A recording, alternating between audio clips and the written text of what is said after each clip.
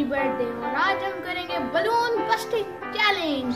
तो पिछली बार अपनी बहन हानिया को इनवाइट करता हूँ मेरे साथ चैलेंज करने के लिए। तो हानिया आज तो चले अभी अपनी पोजीशंस पे खड़ी हो।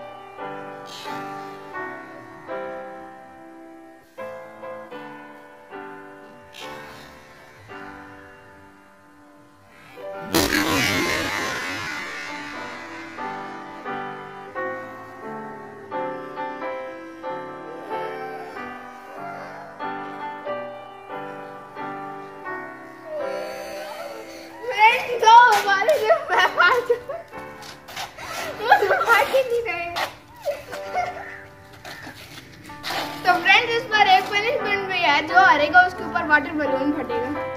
तो रुकिए एक मिनट, पनिशमेंट मैं अपने हाथों से अपने लिए ला रहा हूँ।